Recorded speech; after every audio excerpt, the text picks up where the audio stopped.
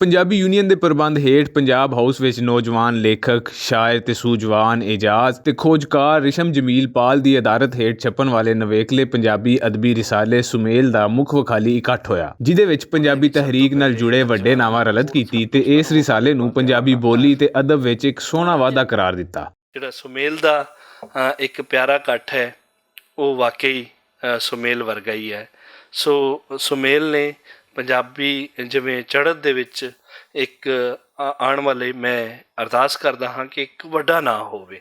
ਜਿਹੋ ਜਿਹਾ ਪਹਿਲੇ ਪਰਚਾ ਦੇ ਵਿੱਚ ਇਹਨਾਂ ਨੇ ਮੁਆਦ ਰੱਖਿਆ, ਮੈਂ ਜਿਹੜਾ ਹੈ ਮੈਂ ਮਿਹਨਤ ਬਹੁਤ ਇਸ ਯਕੀਨ ਹੈ ਕਿ ਆਉਣ ਵਾਲਾ ਜਿਹੜਾ ਹੈ ਵੇਲਾ ਉਹ ਸੁਮੇਲ ਦਾ ਹੀ ਹੋਏਗਾ। ਜਿਹੜੀ ਸਾਡੇ ਕੋਲ ਇੱਕ ਕਮੀ ਸੀ ਇੱਕ ਪਿਓਰ ਫਿਕਸ਼ਨ ਦੀ, ਪਿਓਰ ਟਰਾਂਸਲੇਸ਼ਨ ਦੇ ਹਵਾਲੇ ਨਾਲ ਇੱਕ ਪਰਚੇ ਦੀ, ਅਤੇ ਉਹ ਸੁਮੇਲ ਦੀ ਸੂਰਤ ਵਿੱਚ ਸਾਡੇ ਸਾਹਮਣੇ ਆ ਚੁੱਕਿਆ ਹੈ। ਮੈਂ ਏਜਾਜ਼ ਹੋਰਾਂ ਨੂੰ, ਗਿੰਮੀ ਸਾਹਿਬਾਂ ਨੂੰ, ਹੋਰ ਸਭ ਦੋਸਤਾਂ ਨੂੰ ਮੁਬਾਰਕਬਾਦ ਦੇਵਾਂਗਾ ਔਰ ਮੈਂ ਚਾਹਾਂਗਾ ਕਿ ਅਸੀਂ ਏਜਾਜ਼ ਹੋਰਾਂ ਨਾਲ ਔਰ ਇਸ ਪਰਚੇ ਦੇ ਨਾਲ ਜਿਹੜੇ ਵੀ ਲੋਕ ਨੇ ਉਸੇ ਤਰ੍ਹਾਂ ਰਲ ਕੇ ਕੰਮ ਕਰੀਏ ਜਿਸ ਤਰ੍ਹਾਂ ਕਿ ਉਹ ਖੁਦ ਕਰ ਰਹੇ ਹੋਣਗੇ। ਸੁਮੇਲ ਇੱਕ ਜ਼ਿਕਰ ਹੋਇਆ ਕਿ ਤਰਜਮਾਕਾਰੀ, ਸੁਮੇਲ ਦੇ ਵਿੱਚ ਸਿਰਫ ਤਰਜਮੇ ਹੀ ਨਹੀਂ ਨੇ, ਇਹਦੇ 'ਚ ਖਾਲਿਦ ਫਤਿਹ ਮੁਹੰਮਦ, ਜਮੀਲ ਅਹਿਮਦ ਪਾਲ, ਸ਼ਹਿਜ਼ਾਦ ਅਸਲਮ ਵਰਗੇ ਲਿਖਾਰੀਆਂ ਦੀਆਂ ਕਹਾਣੀਆਂ ਵੀ ਨੇ। ਇਹਦੇ ਵਿੱਚ ਬਹੁਤ ਸੋਹਣੇ ਕਹਾਣੀਕਾਰ ਹਨੀਫ ਬਾਵਾ ਦਾ ਇੰਟਰਵਿਊ ਵੀ ਹੈ। ਇਸ ਲਈ ਬਤੌਰੇ ਪਰਚਾਕਾਰ ਥੋੜ੍ਹਾ ਜਿਹਾ ਇੱਕ ਹਵਾਲਾ ਦੇਣਾ ਪਏਗਾ ਕਿ ਅਸੀਂ ਥੋੜ੍ਹੇ ਜਿਹੇ ਪੋਰਸ਼ਨ ਬਣਾ ਦਈਏ ਕਿ ਨਿਰਾ ਜੇ ਤਰਜਮਾ ਹੀ ਛਪਦਾ ਰਹੇ ਅਤੇ ਫਿਰ ਵੀ ਜ਼ੁਬਾਨ ਦੀ ਖਿਦਮਤ ਨਹੀਂ। ਚੰਗੀ ਲਿਖਤ ਜਿਹਦੀ ਵੀ ਜਿੱਥੇ ਵੀ ਹੋਵੇ, ਨਵੀਂ ਹੋਵੇ, ਉਸ ਨੂੰ ਛਾਪ ਕੇ ਪੰਜਾਬੀ ਜ਼ੁਬਾਨ ਅਦਬ ਦਾ ਮੁਹਾਂਦਰਾ ਜਿਹੜਾ ਹੈ ਉਹ ਨਵੇਂ ਪਰਚੇ ਵਿੱਚ ਆਉਣਾ ਚਾਹੀਦਾ ਹੈ। ਸੁਮੇਲ ਇੱਕ ਲੰਮੇਰੇ ਅਰਸੇ ਤੋਂ ਖ਼ਾਬ ਸੀ ਪੰਜਾਬੀ ਪਰਚਾਕਾਰੀ ਦੇ ਲਈ ਕਿ ਇਸ ਨੂੰ ਪੰਜਾਬੀ ਅਦਬ ਨੂੰ ਉਹਦੀ ਵਧੀਆ ਸ਼ਕਲ ਵਿੱਚ ਵੇਖਣ ਦਾ ਉਪਰਾਲਾ ਕੀਤਾ ਜਾਵੇ।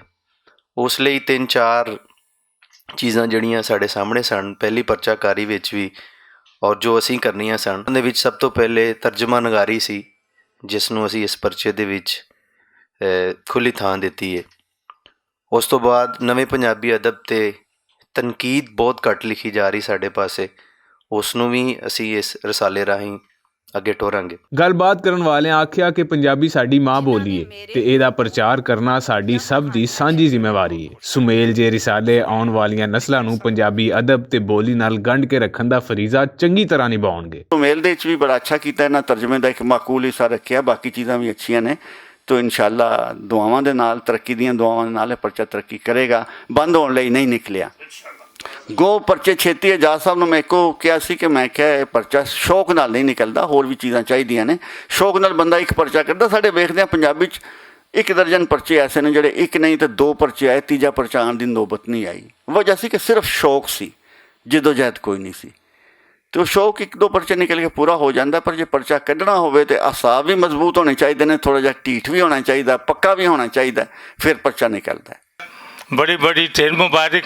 ਬਾਕੀ ਤਾਰੀਖ ਜਿਹੜੀ ਹੈ ਉਹ ਸਾਡੀ ਪੰਜਾਬੀ ਜ਼ਬਾਨ ਦੀ ਸਾਡੇ ਸਾਹਮਣੇ ਕਿ ਕਿੱਥੋਂ ਟੁਰੇ ਅਸੀਂ। ਅਗਰ ਅਸੀਂ ਬਾਬਾ ਫਰੀਦ ਤੋਂ ਲੈ ਕੇ ਅਤੇ ਮੀਆਂ ਸਾਹਿਬ ਤੱਕ ਆਉਂਦੇ ਹਾਂ ਅਤੇ ਉਸ ਤੋਂ ਬਾਅਦ ਅਮਰਤਾ ਪ੍ਰੀਤਮ ਜੀ ਅਤੇ ਉਸਤਾਦ ਦਾਮਨ ਅਤੇ ਸ਼ਿਵ ਕੁਮਾਰ ਬਟਾਲਵੀ ਅਤੇ ਹੋਰ ਜਿੰਨੇ ਵੀ ਸਾਡੇ ਰਾਈਟਰ ਨੇ ਉਹ ਸਾਰੇ ਮੌਜੂਦ ਨੇ। ਬਹਰਹਾਲ ਦੀਵੇ ਨਾਲ ਦੀਵਾ ਜਗਦਾ ਪਿਆ ਔਰ ਅੱਜ ਇਹਨਾਂ ਸਾਰਿਆਂ ਦੇ ਜਿਹੜੇ ਸਟੇਜ 'ਤੇ ਲੋਕ ਬੈਠੇ ਨੇ, ਇਲਿਆਸ ਸਾਹਿਬ ਇਹਨਾਂ ਦੀ ਕਰਾਚੀ ਤੋਂ ਬਾਅਦ ਲਾਹੌਰ ਦੇ ਵਿੱਚ ਕਾਬਜ਼ ਜਿਹੜੀ ਹੈ ਉਹ ਤੁਹਾਡੇ ਕੋਲ ਮੌਜੂਦ ਹੈ, ਤੁਹਾਡੇ ਸਾਹਮਣੇ ਨੇ ਕਿ ਕਿੱਡੇ ਕਿੱਡੇ ਵੱਡੇ ਪਰਚੇ ਇਹਨਾਂ ਨੇ ਕੱਢੇ ਨੇ। ਇਹ ਬੜੀਆਂ ਹਿੰਮਤਾਂ ਨੇ, ਲੇਕਿਨ ਜਦ ਕਿ ਘਾਟੇ ਦਾ ਸੌਦਾ ਹੈ। ਲੇਕਿਨ ਅਸੀਂ ਪੰਜਾਬੀ ਜਿਹੜੇ ਆ, ਅਸੀਂ ਇਹਨੂੰ ਘਾਟੇ ਦਾ ਸੌਦਾ ਨਹੀਂ ਸਮਝਦੇ। ਇਹ ਰਸਾਲੇ ਨੇ, ਇਹ ਪਰਚੇ ਨੇ ਬਹੁਤ ਅੱਗੇ ਜਾਣਾ ਹੈ ਔਰ ਸਿਰਫ ਇਹ ਲਹਿੰਦੇ ਚੜ੍ਹਦੇ ਪੰਜਾਬ ਤੱਕ ਨਹੀਂ ਹੋਏਗਾ। ਇਹ ਵੀ ਹੈ ਕਿ ਇਹ ਇੰਟਰਨੈਸ਼ਨਲੀ ਇਹਦਾ ਜਿਹੜਾ ਹੋਏਗਾ, ਲੈ ਕੇ ਵੀ ਅਸੀਂ ਜਾ ਰਹੇ ਹਾਂ। ਅਸੀਂ ਬਕਾਇਦਾ ਉੱਥੇ ਵੀ ਇੰਗਲੈਂਡ 'ਤੇ ਮੈਂ ਖੁਦ ਕਰਾਂਗੀ, ਇੱਥੇ ਸਾਰਾ ਜੋ ਵੀ ਹੈ, ਅਤੇ ਅੱਗੇ ਇਹ ਚੱਲਦਾ ਹੀ ਰਹਿਣਾ ਹੈ ਇਨਸ਼ਾ ਤਾਲਾ। ਵੱਡੇ ਵੀ ਨਾਲ ਨੇ, ਜਦੋਂ ਵੱਡਿਆਂ ਦੀਆਂ ਦੁਆਵਾਂ ਹੋਣ ਔਰ ਬੱਚੇ ਮਿਹਨਤ ਕਰਨ ਵਾਲੇ ਹੋਣ ਔਰ ਔਰਗਨਾਈਜ਼ਡ ਹੋਣ।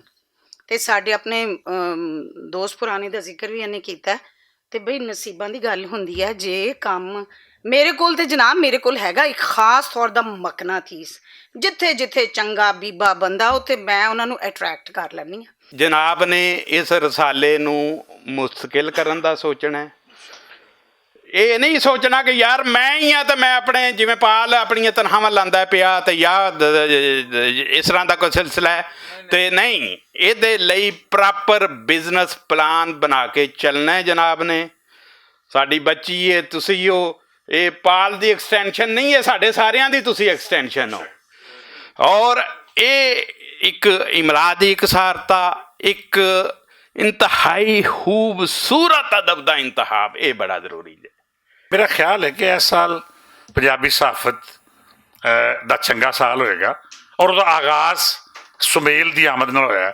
ਮੈਂ ਸਮਝਦਾ ਕਿ ਬਹੁਤ ਖੁਸ਼ਾਇੰਦ ਗੱਲ ਹੈ।